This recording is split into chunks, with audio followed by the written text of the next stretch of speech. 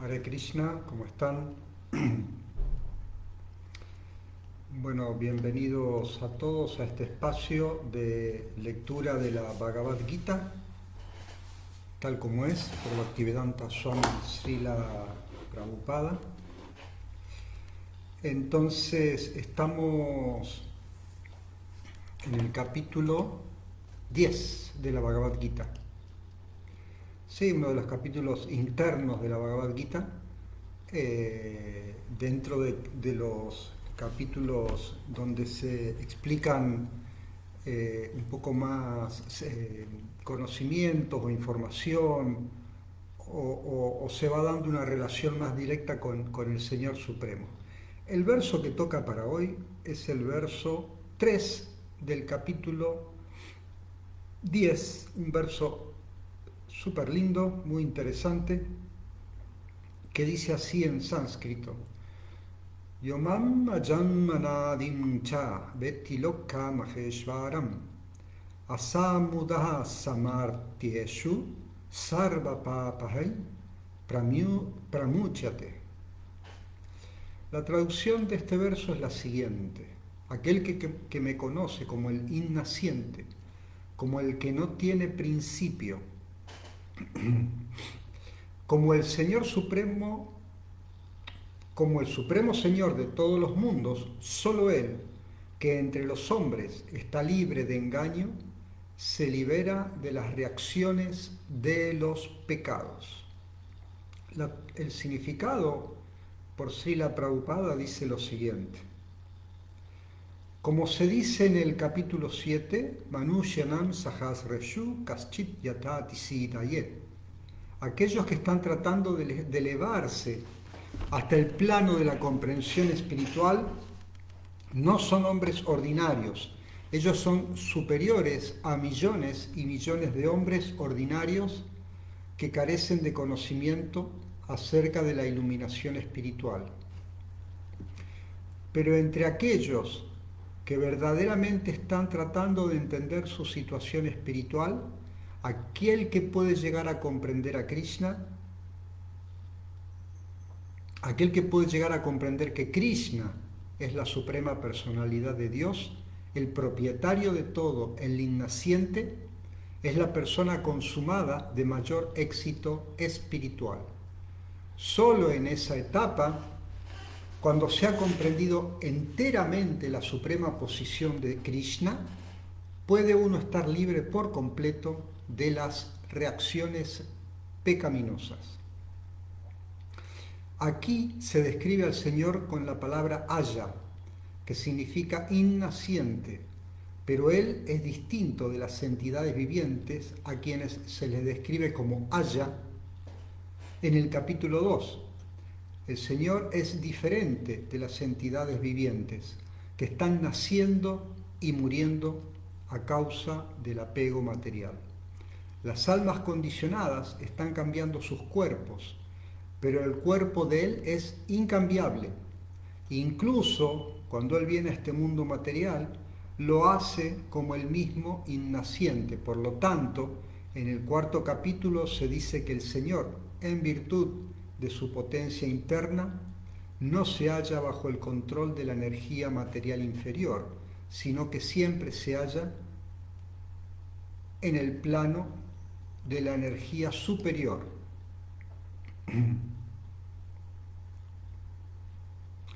En este verso las palabras Vetiloka Maheshvara indican que uno debe saber que el Señor Krishna es el propietario supremo de los sistemas planetarios del universo. Él existía antes de la creación y Él es diferente de su creación. Todos los semidioses fueron creados dentro de este mundo material, pero en lo que respecta a Krishna se dice que Él no es creado.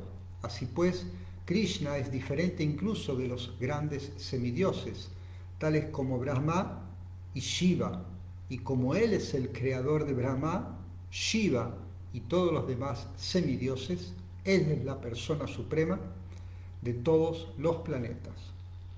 Sri Krishna es, entonces, diferente de todo lo creado, y cualquiera que lo conozca de ese modo se libera de inmediato de todas las reacciones pecaminosas. Para tener conocimiento acerca del Señor Supremo, uno debe estar liberado de las actividades pecaminosas. A Él solo se lo puede conocer por medio del servicio devocional y por ningún otro medio, tal como se declara en el Bhagavad Gita. Bueno, el significado de este verso es más extenso. Yo digamos que leo solamente la mitad de la explicación que Srila Prabhupada le da a este verso. Voy a hablar un poquito de esta parte y después vamos a ver cómo estamos de tiempo para continuar. Yo he leído los 4 primeros párrafos de esta explicación, de este verso. Entonces, aquí lo que se va hablando, primero se lo va presentando al Señor Supremo con ciertas características. Obviamente, si es el Supremo, el Señor Supremo de toda la existencia, Él tiene que ser el que controla, el propietario y el que posee todas las virtudes, cualidades, atributos que podemos ver. Y luego se dice que comprender a esta persona suprema, Sri Krishna, implica estar libre de toda actividad impía. Entonces hay un verso que dice en el Chaitanya Charitamrita, se lo cita, Krishnadas Kaviraj Goswami cita en el Chaitanya Charitamrita un verso que dice Krishna Surya Sama, que significa Krishna Sama es igual, equivalente,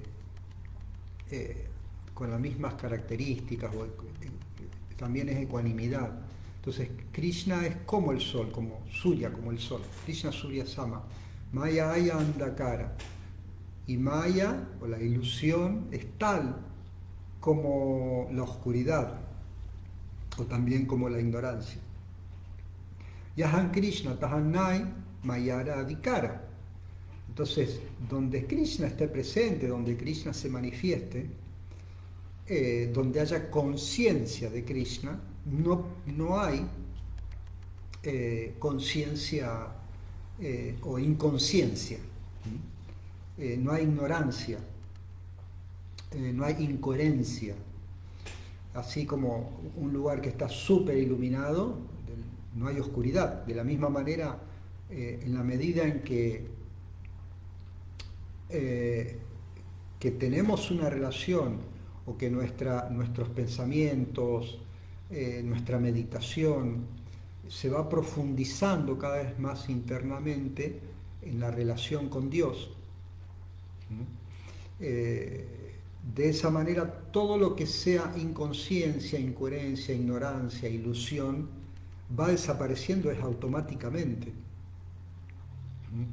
Entonces, las opciones se presentan con claridad, es muy obvio. También se dice Shivera Swarupahaya Krishnera Nityadas, Krishnera Tatasta Shakti Veda Veda Prakash. La forma o la posición de la Shiva, Shivera Swarupahaya, su lugar, su naturaleza.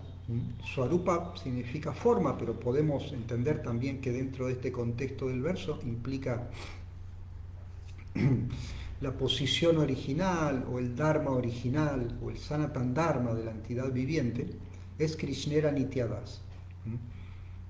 Como decía recién, estamos en la medida en que profundizamos nuestra meditación en Krishna, se vuelve cada vez más profunda, nos acercamos a Él y desaparece la ignorancia. Entonces, la posición original del ser es esa, en relación con Dios. Krishnera Tatasta Shakti. ¿Qué significa esto, Krishnera Tatasta Shakti? Significa que nosotros, tenemos el poder de decisión, la libertad de decidir, el libre albedrío, podemos decidir dónde queremos estar, si queremos acercarnos a permanecer o volver a esa naturaleza espiritual en relación con Dios, o queremos apartarnos. Eso significa Krishnera Tatasta Shakti, que la Shiva tiene la opción, puede decidir si quiere estar en la... Por eso Tatasta significa esa posición o esa opción marginal donde uno puede ubicarse. Podemos ir hacia el lado del sol, hacia la luz, podemos ir hacia la oscuridad, buscar la oscuridad. Tatasta significa eso, que es una energía que o bien está o se acerca a la conciencia de Dios, a la conciencia de Krishna, o bien se aleja. Y al alejarse, obviamente lo que ocurre es el olvido de Dios. Veda Veda Prakash. Entonces, esa posibilidad, ¿sí? Nos permite tomar una decisión. Este mundo material es el lugar formado, creado o manifestado para todas las personas que se alejan de Dios. Todo aquel que es un lugar, un alojamiento. Krishna da esa oportunidad, ¿no? Quien quiera alejarse tiene un lugar para alejarse, tiene un espacio, una atmósfera que permite que podamos olvidar a Dios. Si queremos, pero claro, está la opción. Podemos olvidar a Dios, tenemos todas las opciones, tiene la naturaleza material, el mundo material, este universo manifestado. En este universo manifestado tenemos las opciones. Esto es algo, se da una doble posibilidad. Todas las opciones para olvidar a Dios, pero a la vez de una manera muy bien diseñada, todas las opciones para comenzar nuestro acercamiento a Dios. Ahora, esa opción la tiene exclusivamente el ser humano. El ser humano es la única forma de vida que puede acceder a esa oportunidad en la que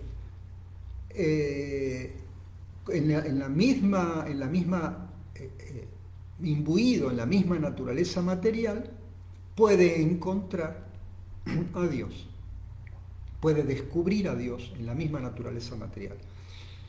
O puede, si quiere, en la misma naturaleza material, tenemos todos los recursos para olvidar a Dios, porque no hay una manifestación directa de Dios. O sea, Krishna no se manifiesta directamente en esta naturaleza material.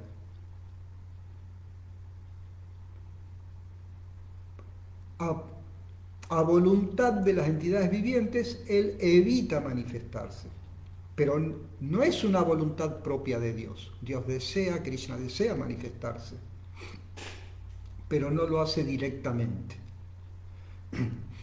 Por ejemplo, nosotros hay muchas, como se explica incluso en este capítulo, se va a ir explicando un poco más en el capítulo 7, en el capítulo 9, hay muchas formas en que Dios sí se manifiesta manifiesta su forma omnipresente en las cosas resaltantes de la naturaleza material. Ahora bien, a diferencia de todo el resto de los seres vivos, ¿cuál es el atributo que el ser humano tiene para poder ver a Dios en esta misma naturaleza material? ¿Cuál es el atributo que tiene el ser humano para poder entender que sí existe Dios? Si bien la elección es libre, quiero entender a Dios o no quiero entender a Dios, es una elección libre. El que no quiere entender a Dios va a encontrar o no va a encontrar signos de Dios, porque así lo quiere. Ahora, ¿cuál es el elemento que uno puede echar mano para abordar esta comprensión de Dios? Que ninguna otra entidad viva tiene, que ninguna otra especie tiene. Entonces, ahí la característica es que, como se suele decir, el ser humano es un animal racional. Tenemos la posibilidad de pensar, de decidir cosas, de escudriñar, de analizar. Todos los días estamos analizando. Cuando tomamos unas decisiones, dónde quiero trabajar, dónde no quiero trabajar, qué música quiero escuchar. Entonces tomamos decisiones, vamos tomando decisiones todos los días. Y esas decisiones se van tomando en función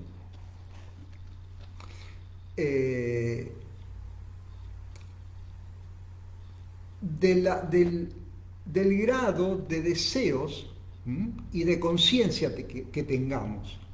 En función de nuestros deseos y de nuestra conciencia vamos tomando decisiones.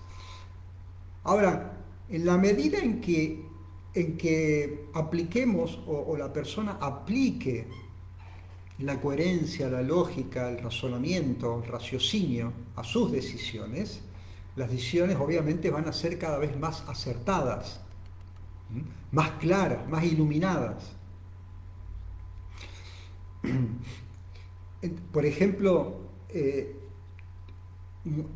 cuando realizamos una compra, evaluamos los pros y los contras, los beneficios, el precio, hacemos una evaluación de costo-beneficios, o sea, de acuerdo al costo que estoy invirtiendo, qué máximos beneficios puedo tener de lo que estoy comprando. Eso es la capacidad de racionalizar las cosas, que en filosofía se lo llama lógica, entra dentro de la lógica. La lógica es la forma en que podemos validar nuestras decisiones. Cuando tomamos decisiones, las vamos a validar. Entonces, la manera en que lo validamos, es fundamentar de una manera coherente las decisiones que tomamos en la vida. Todas las decisiones. Incluso cosas muy simples. ¿Por qué en la heladera ponemos los alimentos y no ponemos la ropa? Entonces eso, que es algo tan simple que quizás ni nos damos cuenta, responde a un análisis lógico. Entonces la utilización de la lógica es algo que realizamos constantemente y tiene muchas aplicaciones. Para que la cosa funcione, todo lo que tenga que ver con computación funciona por lógica. La matemática funciona por lógica. La lógica se aplica a la psicología, la lógica se aplica a la biología, a la medicina. Si hay ciertos síntomas, se buscan los síntomas y se entiende que esos síntomas están relacionados con algún tipo de dolencia, de enfermedad, de infección o lo que sea, ¿sí? O de trauma en el caso de las cuestiones psicológicas. Si en las cuestiones legales es muy obvio que se toma también cuando se dictan veredictos, cuando se establecen las leyes, se establecen por cuestiones lógicas. O sea, la lógica lo abarca todo. Aunque, si nos vamos a comprar un par de zapatos, también aplicamos la lógica. No es lo mismo un calzado en verano que en invierno. La ropa también, todo responde a una cuestión de lógica. Y para poder poner en funcionamiento esa lógica, uno de los principios muy importantes, que son la base suprema de la lógica, es entender qué es cada cosa, o sea, los entes. Los entes son lo que es. Una casa es, un árbol es, un perro es, una lapicera es, un papel es, todo lo que es. Y el ente es, el ente mismo, eso es la identidad de las cosas. Una determinada casa y la identidad en relación al sentido y al momento, en el mismo sentido. Porque, por ejemplo, para la gente que quizás vive en una aldea, ¿no? De una manera muy simple, quizás en una choza, eso es su hogar. Ese es el hogar de esa persona. En ese sentido, esa es su casa. Pero quizás para un rey o alguien que tiene un palacio, o que tiene una mansión, no sea esa un hogar. O sea, obviamente que sí entendemos que es su hogar, pero en ese sentido. Entonces la identidad de cada cosa se basa en el sentido propio de eso y en el momento. Voy a ver si doy otro ejemplo para que se pueda entender. Que es otro ejemplo que estaba dando, que es el del padre, ¿cierto? Entonces, un niño puede decir, este es mi papá, ¿sí? Entonces, cuando el niño dice, este es mi papá, todos entendemos que lo está diciendo en el sentido biológico. Pero puede ser que el niño, por cuestiones del destino, no tenga padre, pero alguien esté cumpliendo el rol de padre en su relación de amor, de contención, de suplir las necesidades. Entonces se establece un lazo entre el niño y esa persona, y el niño ve únicamente a esa persona como padre, ¿sí? Entonces ahí tenemos dos sentidos distintos, ¿sí? Entonces la identidad, el principio ese de identidad se basa en el sentido y en el tiempo. Porque también las cosas pueden cambiar con el tiempo.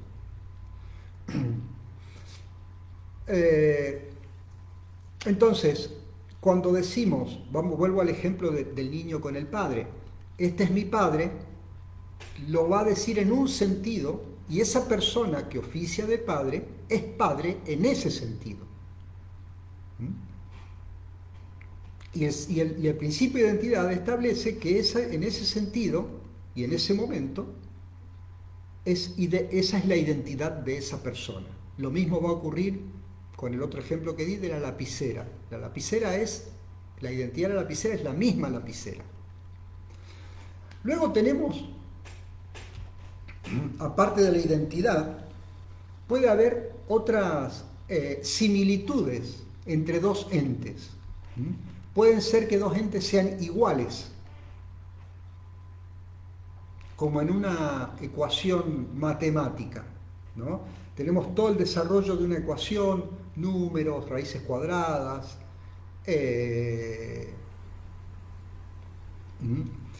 sumas, divisiones, restas, tenemos toda una ecuación.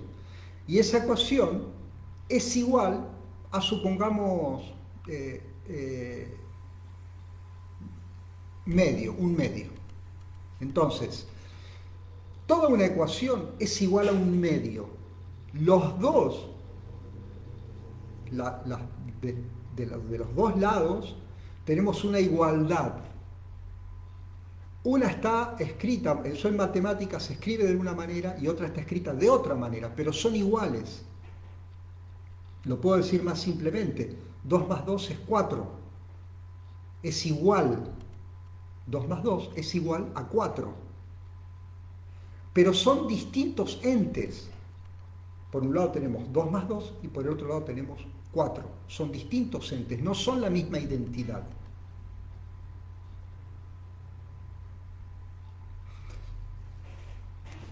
Si supongamos que nos toca viajar a un lugar muy frío y en ese lugar la temperatura se mide por Fahrenheit, ¿no? Que es una unidad de medida. Entonces,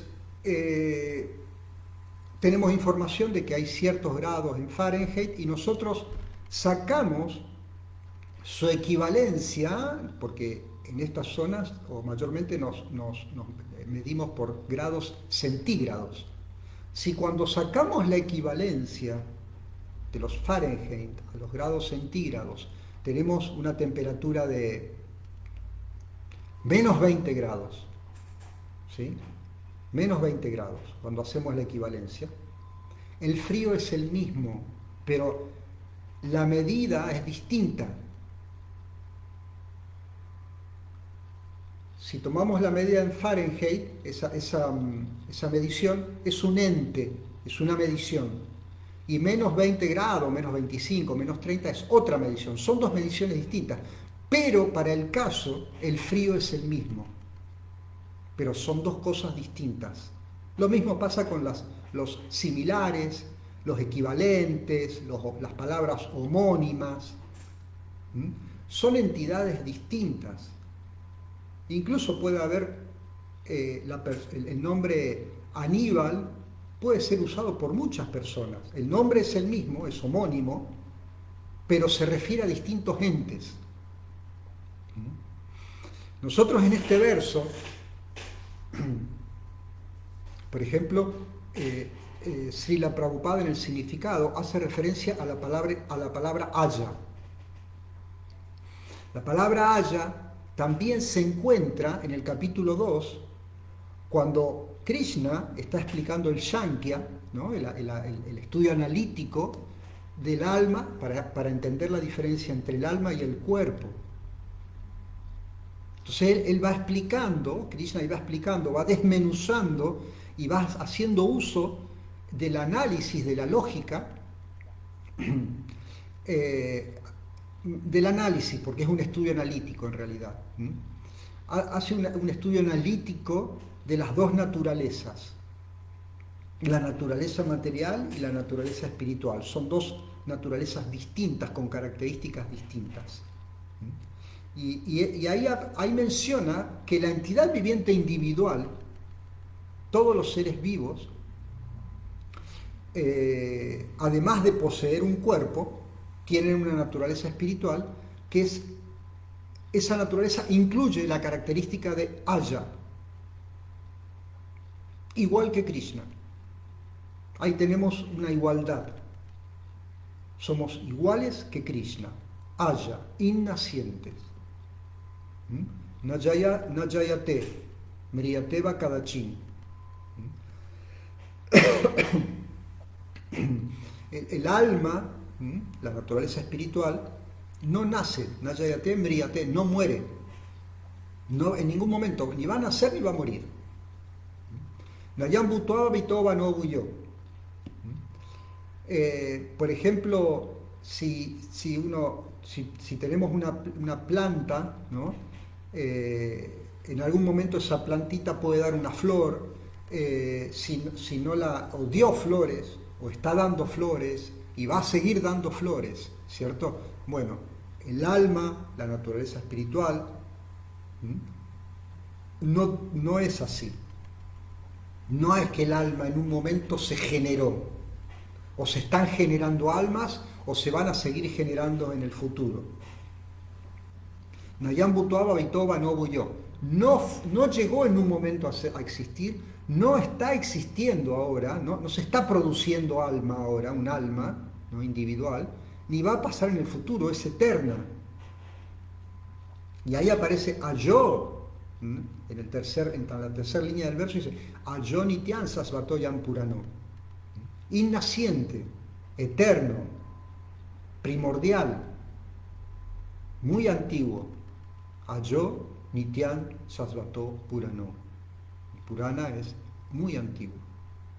Entonces ahí vemos que compartimos características con Krishna, tenemos la misma naturaleza. Cuando Shankaracharya presentó la filosofía Advaita Vedanta de igualdad, de identidad, él la presenta como, obviamente, fue presentada, digamos, a propósito, ¿no? Intencionalmente. Porque el mundo material está hecho para, como el que quiere ser engañado tiene los elementos. Krishna da las posibilidades. El que quiere entender, Krishna también te da las posibilidades. Entonces, mediante Shankaracharya, que fue enviado por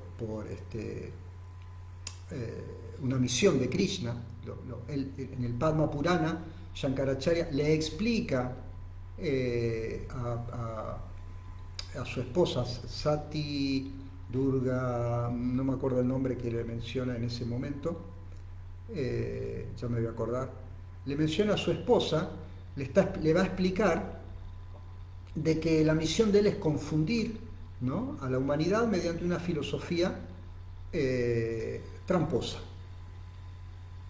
engañosa. Entonces presenta la filosofía Advaita Vedanta, de unidad, somos uno. Ahí viene Ramanujacharya con la filosofía Vishishta Advaita. ¿Y qué hace Ramanujacharya? Recurre a lo que nosotros en nuestra filosofía actual se conoce como al principio de identidad. Que la identidad no es ni igualdad, ni equivalencia, ni similitud, ni homónimo, sino que se refiere a que cada cosa es idéntica a sí misma y no a otra. Puede ser que hay, como se dice, los mellizos que son engendrados en la misma, creo que en el mismo óvulo, bueno, pero en el caso, perdón, los gemelos, no los mellizos, los gemelos, ocurre con los gemelos que son iguales, algunos, digamos, una manera exagerada, lingüística, de decirlo son idénticos, dicen algunos cuando ven los gemelos. No son idénticos, son iguales, porque son dos entidades distintas. La identidad de un gemelo no es igual a la identidad del otro gemelo. Sí, son iguales, pero son dos identidades distintas. No son completamente iguales. Cada uno, en el caso de estos gemelos, es igual o idéntico a sí mismo. Entonces, ¿qué hace Ramanujacharya? Mediante después viene la filosofía Advaita. Es igual y es diferente. Pero Ramanujacharya, que va a dar el primer paso en esta aclaración de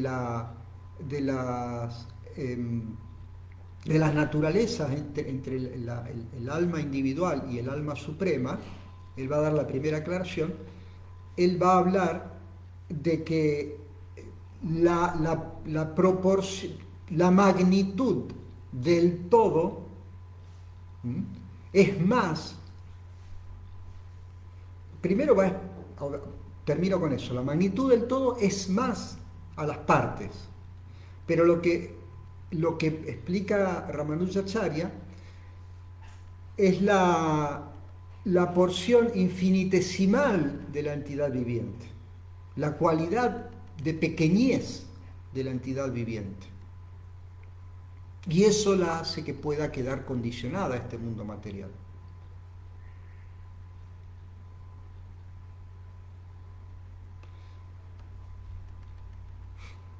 El Ser Supremo posee todas las cualidades. Por tanto, está por encima de su propia creación. La entidad viviente puede quedar presa en la creación del Señor Supremo.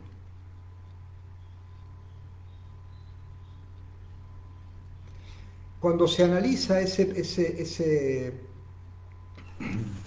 esa característica de diferenciación en lo que respecta a la identidad,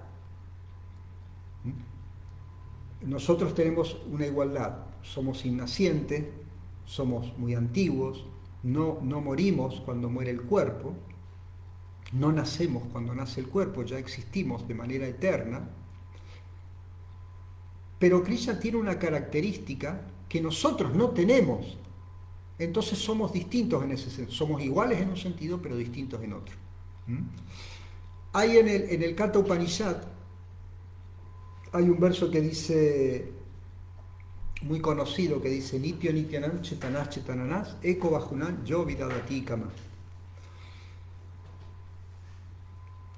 Sí, somos eternos con Krishna, somos eternos Nitya, Nityo Nityanam, pero hay un eterno entre todos los eternos, Nitya, eterno, Nityanam, entre todos los eternos. Chetanas Chetananam, un consciente, Chit, entre todos los conscientes. Eko, uno, dice, Nitya Nityanam, Chetanas Chetananam, Eko Bajunam, Eko Bajunam, uno entre infinitas entidades individuales. Hay uno, y ese uno, que posee todos los atributos, es el sostenedor de todas las necesidades, de todos los deseos, de todas las demás, de todos los demás seres vivos. El Ishvara, él es independiente, no depende de nadie. Nosotros somos dependientes. Dependemos de las circunstancias. Una planta es dependiente. Todo lo que vemos, una montaña, el sol incluso es dependiente. El sol depende de del nitrógeno, del helio, del hidrógeno, ¿no? En la tabla de los periódica de los elementos, el primer elemento, y luego viene el helio. Entonces, para que estos átomos se formen, el Sol necesita que se formen, que alguien los forme. El Sol necesita de estos elementos para poder fusionar o fisionar, ¿no? el calor que tiene. Entonces es dependiente también en su función el Sol. Lo mismo pasa con todos los devas, con todos los administradores del universo, son todos dependientes. Eso lo explica Srila Prabhupada también en este significado. Todos son dependientes. Como decía recién, una planta depende de una semilla, o de un brote, o de algo, ¿no? De un bulbo. Y ese bulbo a la vez depende de otra planta, etcétera, etcétera, igual que las semillas, todos dependemos, y a la vez dependemos una planta depende de las condiciones atmosféricas, del clima, de que tenga agua para nutrirse, de que no sea devorada, comida por otro animal. Si alguna de esos factores no está presente, no se va a dar. Entonces todos somos dependientes, pero el Señor Supremo, Sri Krishna, es independiente. Él es el sostenedor de todo. Es como cuando vemos, por ejemplo, cuando llega fin de año, ¿no? que empezamos a colgar, en las casas se cuelgan esas lucecitas, que son muchas lucecitas, ¿no? Son varias lucecitas, pero hay un punto en esa tira de lucecitas donde hay que enchufar, dependen de la energía una de otra. Y a la vez, esa luz, cuando se compra, esas luces cuando se compran para decorar las casas en las épocas festivas, vos tomás la lámpara y la podés enchufar en tu casa, en la casa de un vecino, en un negocio, si hay un enchufe en la vía pública, en cualquier lado. La energía está en todos lados. Pero a la vez, este mundo material funciona por la energía del sol, o sea que hay dependencia también. Hay una sucesión, puede ser que haya presencia en todos lados, la energía está presente en todos lados, pero la causa original está localizada y focalizada en un punto. De la misma manera, Dios es una persona con voluntad, independiente, Anadi Radhi Govinda, Sarva Karana Karanam, sostenedor, Eko Bajunan Yovidadatikama, de todo lo que existe en el universo. Y su naturaleza es Ayam, Anadi y Loka Maheshwaran, como se dice en este verso. Innaciente, sin principio, y también en el capítulo 5 se dice Sarva Loka Maheshwaran, el Señor, el controlador de todos los mundos. Bueno, voy a dejar aquí para que no se extienda. Muchas gracias a todos por atender estas clases y Hare Krishna.